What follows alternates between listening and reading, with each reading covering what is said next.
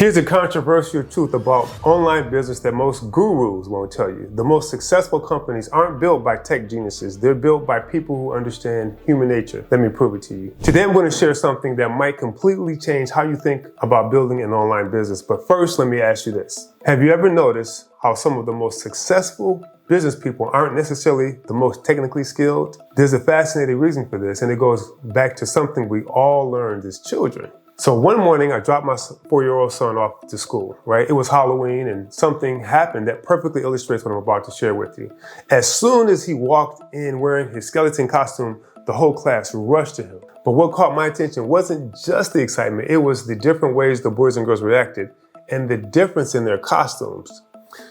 There were so many little girls that ran up to my son, I'd never realized there were that many girls in his class. One other little boy ran up to my son and he was dressed as a muscled up superhero. All the girls were dressed as little princesses. I normally hug and kiss my son goodbye, yet he had a strong fan base surrounding him, so I said goodbye and I left the classroom. As I began walking out of the school, I noticed all the girls were some kind of little pretty princess. All the boys were something scary or unattractive like a goon or a goblin. Then that night in my neighborhood, Halloween is sort of a thing. So we put out a table and we let the children trick or treat with the baskets of candy we make available to everybody. You know, parents, children, doesn't matter, right?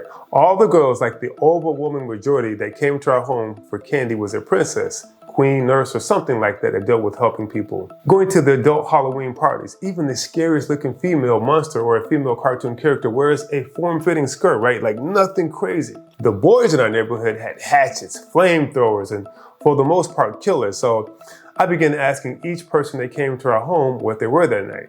Most of the girls, again, nurses, doctors, something helping people. All the guys were killers. Well, one young man said he was a scientist, and I was like, yes, not every male is a killer. What kind? He said the type that would create an atomic bomb or chemical that could wipe out millions at a time.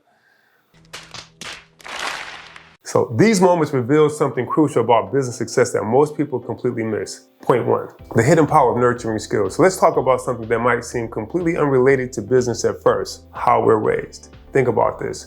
Girls often grow up playing with dolls, running pretend households, thinking about others' needs. Boys typically given competitive toys, taught to focus on winning and domination. This early conditioning shapes how we approach business, believe it or not. Boys get balls, trucks, and things like that. Girls play with dolls, play house, have make-believe kitchens, and do activities that involve attracting or nurturing other people. Boys, on the other hand, are very competitive and taught to be better than the next. The alpha syndrome. It's a completely different way of thinking. Even as adults, traditionally, women think of the entire unit. They're much more detail-oriented, thinking of the small and the big details that make a house or home. For men, especially if they are single and without a woman, you'd be lucky if they have a couch to sit on. I remember talking to a young man in my family, close to my heart, when he got his first place. Noticed that he only had one fork in his kitchen. I asked him, how would a guest have dinner with him if they needed a fork? And his reply was, they'd have to wait until I'm done. Woo, I was like, okay. No way you go to a young woman's place and not find it cozy with many of the things that make you feel comfortable, like at home. Women grow into nurturers that think more holistically, and everything they do attracts from head to toe. So they're like nurtured this way. Details that make the experience a good one. Men, on the other hand, have a different way of seeing things. But here's where it gets even more interesting. In today's business world, those nurturing skills are becoming increasingly valuable. Why is that? Because business isn't just about transactions anymore. It's about relationships. Point two, the real business success formula. What I've discovered after working with thousands of clients is something I call the Success Multiplier Effect. You see, technical capability in business acts as a basic multiplier. Let's call it a multiplier of 1. It's necessary, but it's just a foundation. But relationship skills, they're a multiplier of 10. When you understand this, you start to see why some businesses seem to grow effortlessly while others struggle despite having superior technology. Let me break this down in a way that makes practical sense. Technical skills are like having a car. You need it to get somewhere, but just having a car doesn't guarantee you'll reach your destination. Relationship skills are like knowing how to navigate, understanding the best routes, and making the journey enjoyable for your passengers. You can have the fastest car in the world, but if you don't know where you're going or how to make the journey pleasant for others, you won't succeed. Point 3, the modern business reality. Look at the most successful companies today. Take Google, for example. Yes, they're known as a tech company, but what makes them truly special isn't their technology. It's how they create environments where people feel valued and understood. Their success comes from understanding human behavior and needs, then using technology to serve those needs, not the other way around. Consider ClickFunnels and Russell Brunson. Russell isn't primarily known for his technical expertise. What sets him apart is his ability to build community, understand human psychology, and create connections that turn customers into what he calls raving fans, right? He uses technology as a tool to enhance those relationships, not as the foundation of his business. Point 4, practical application. When it comes to actually implementing this in your business, let's talk about what this looks like in practice. Start by really understanding your customers' needs, like not just their technical requirements, but their hopes, their fears, their dreams, their aspirations. This means having real conversations, asking questions, and truly listening to their answers. Once you understand these deeper needs, then you can use technology to serve them more effectively. We had a few people on our team that don't like talking to people. And I remember one of our team members said they retired from talking to people. And I was like, how are you working here? Because we are in the people business. Like, regular communication becomes your cornerstone, but not in the automated, impersonal way most businesses do it. Instead, you're creating genuine connections. This might mean sending personalized video messages to check in with clients, hosting small group sessions where people can ask questions and get real answers, or creating content that actually solves problems instead of just selling solutions. When it comes to using technology, think of it as an amplifier for your human touch, not as a replacement for it.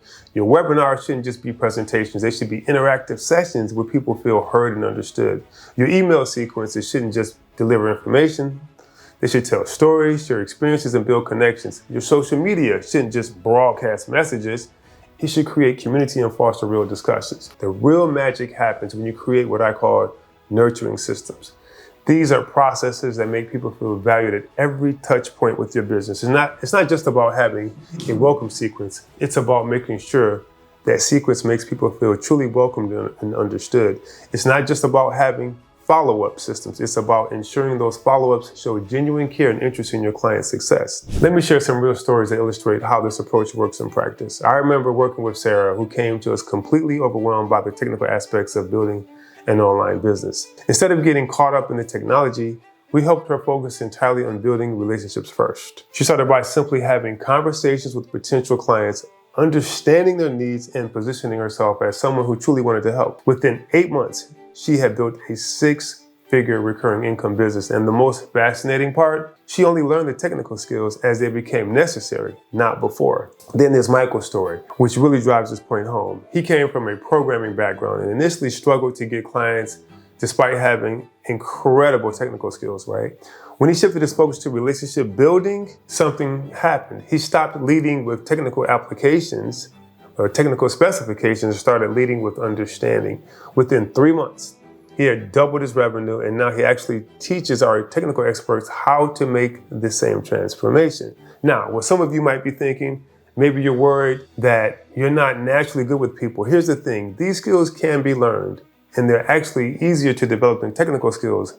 Why? Because we've been practicing them our entire lives and don't even realize it, especially the women. Right? You might also be wondering if you need some technical knowledge. Yes, you do, but far less than you probably think. Our system provides all the technical infrastructure you need. The key is understanding enough to have meaningful conversations, not becoming a technical expert. Some people might worry this approach might be slower than just running ads or implementing aggressive marketing strategies. But here's what we found. While it might take a little longer to get your first few clients, the momentum you build creates sustainable long-term growth. These clients stay longer, spend more, and most importantly, refer others. Let me show you exactly how we make this work in our business. We built everything around this relationship first principle. Think of it like a house. We provide all the foundation and structure, the payment processing platforms, marketing automation, customer service systems, email and text automation, and AI tools. But just like a house, What makes it at home isn't the structure, it's how you use it to create experiences and build relationships. When you implement this approach, you'll start seeing changes that go beyond just numbers. Yes, you'll likely see higher conversion rates and better client retention, but what's really powerful is how your business begins to grow organically. Your clients become your advocates. They don't just stay longer, they actively refer others because they feel genuinely cared for and understood. Now, if you're ready to build a business that leverages these relationship building principles, within our systems, we created a complete framework that shows you exactly how to do this. It's the same framework we use with our most successful clients, and it breaks down every step of building a relationship-focused business. This isn't just another online business on how to make fast money. It's a complete system for building a sustainable recurring income, profitable business based on real human connection combined with technology. But before you go, I'd love to hear your thoughts on this approach. Like, what's your biggest challenge when it comes to building relationships in your business? Drop a comment below. I personally read and try to respond to every comment, and your feedback really helps shape future videos. Don't forget, share these insights on building a sustainable, profitable business that serves both you and your clients. Be good.